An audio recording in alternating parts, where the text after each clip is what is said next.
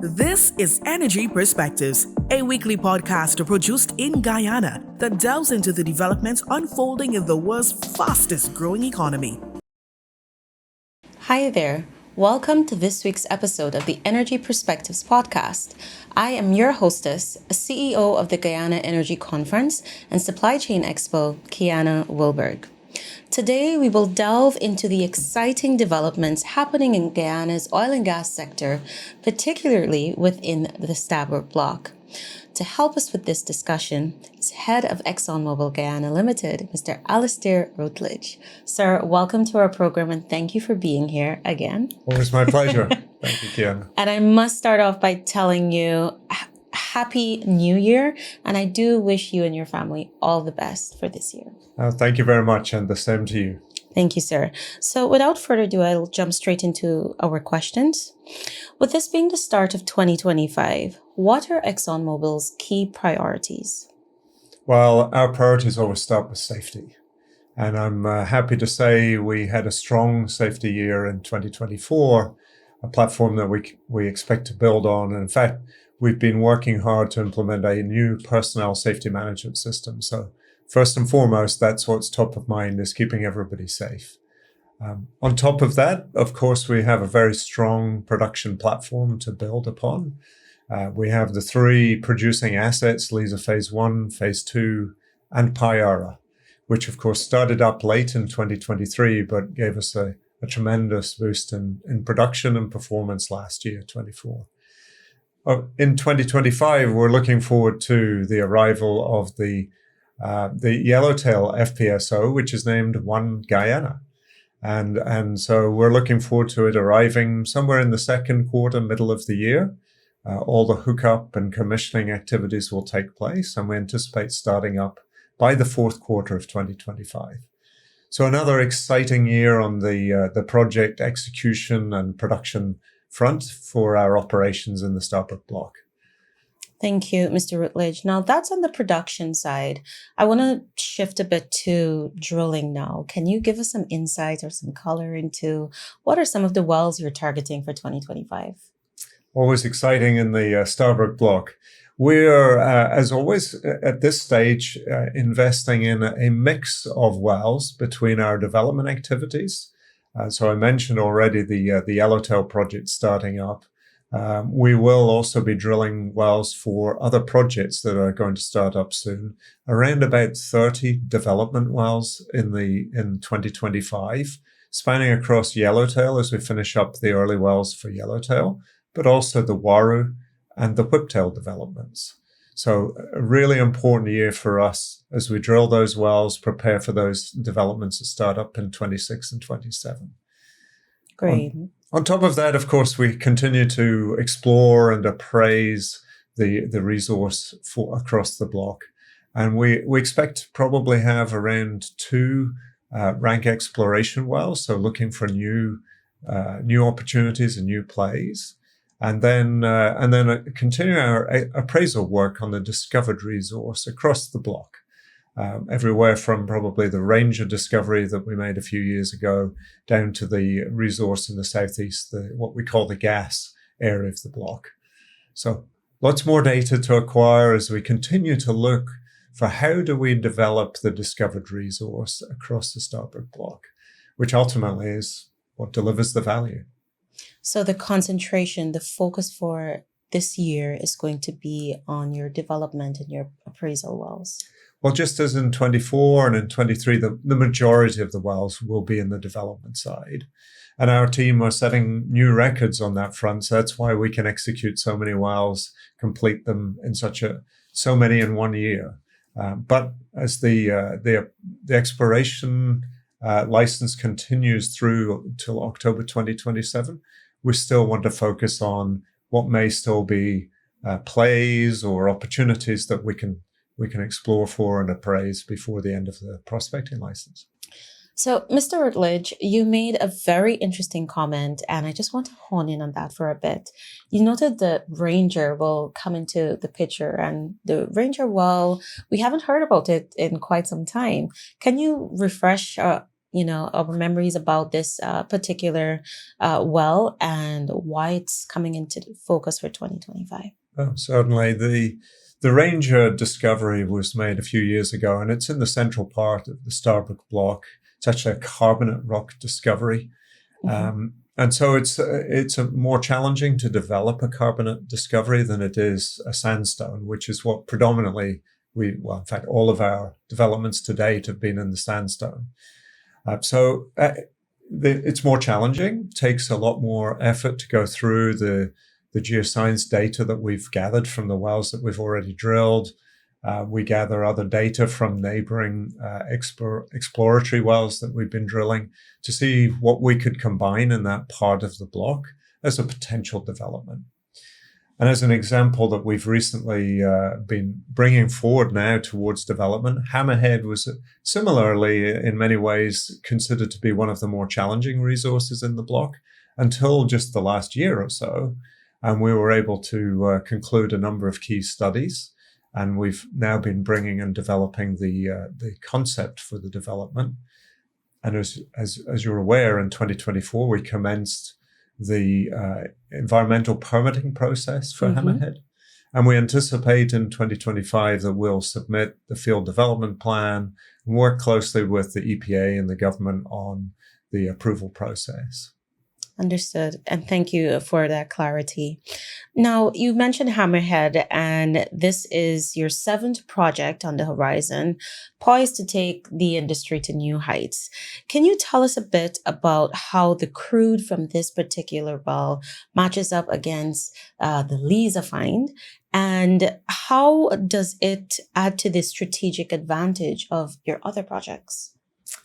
Very good. The Hammerhead project has reservoirs as good, if not actually better quality than Liza. The resource, though, as you allude to, is a slightly heavier crude.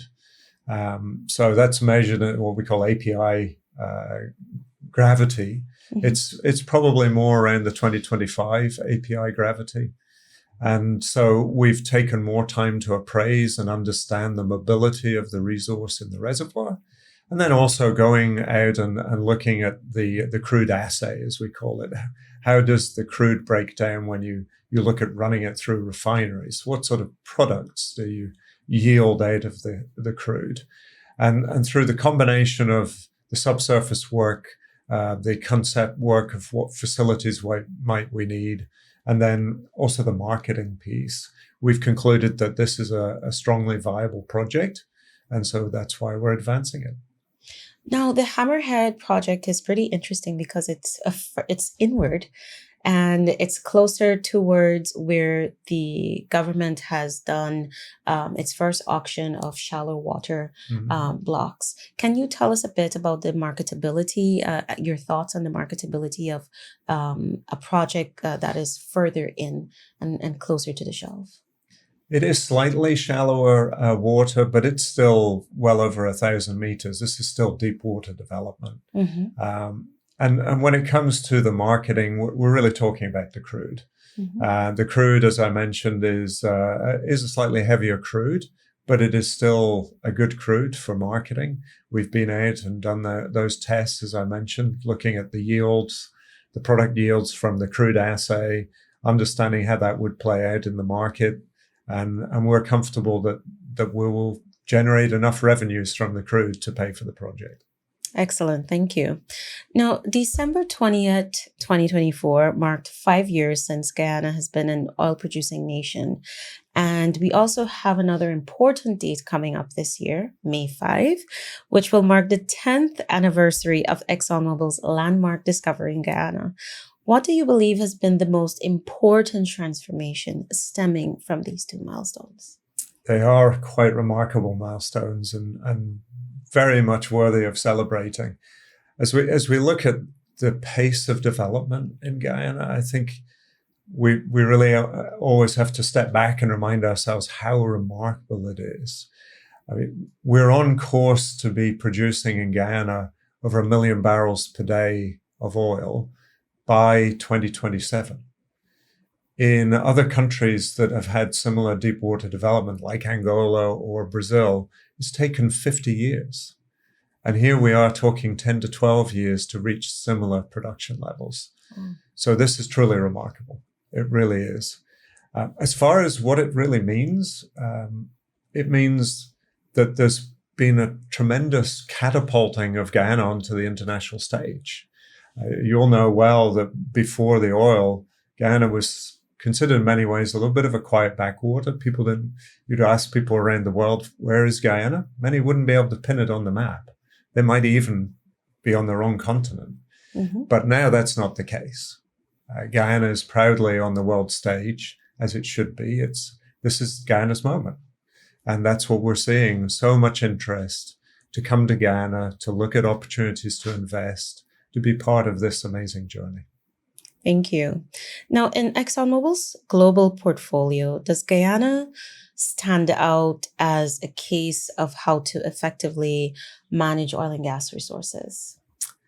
We're very proud of what we're achieving here in Guyana. I would say we apply the same principles, the same approach wherever we go to work. But there is something magic that's happening in Guyana. I think the collaboration that we have, ExxonMobil, our co-venturers, with the government, with the multiple suppliers that support us, our international prime suppliers, but also the local suppliers, who I have to say have really stepped up, who are truly entrepreneurial in spirit, are taking risk, are investing, they're partnering with international companies. And this magic mix and collaborative organization of companies and institutions is really finding a way to redefine how we can develop oil and gas, deliver the energy that the world needs, but in a way that protects the environment and is going to be sustainable for the future. Thank you, Mr. Routledge. To close our program, I want to just ask a bit of a personal question. Now, you've worked in some really interesting territories, the United Kingdom, the US, Venezuela, Italy, and Qatar. How does overseeing Guyana, one of the most dynamic and high-profile operations in ExxonMobil's portfolio, compare to your other experiences? Well, I sometimes feel it's a bit like asking, who's your favorite child?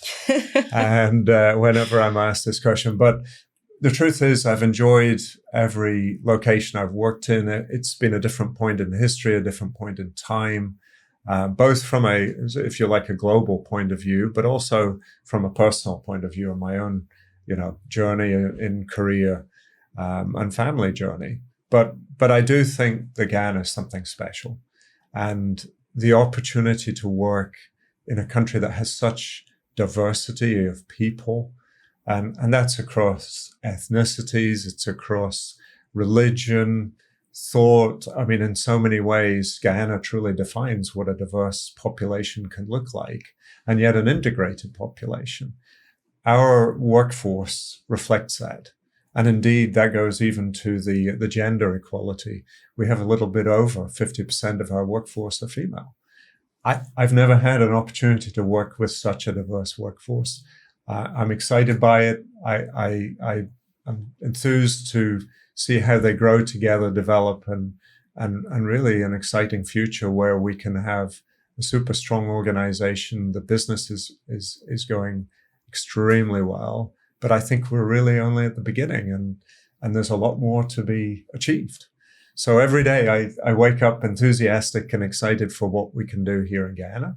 And I'm energized by this young, diverse workforce that we have, who I have great faith are going to deliver wonderful things for the country. Mr. Routledge, thank you so much for your insights on this week's episode of the Energy Perspectives podcast. It's a pleasure to have you here, and we hope to engage you in more discussions in the future. To our audience, thank you as well for continuously joining us, where we bring you important discussions on topics that are pertinent to Guyana's growth and development.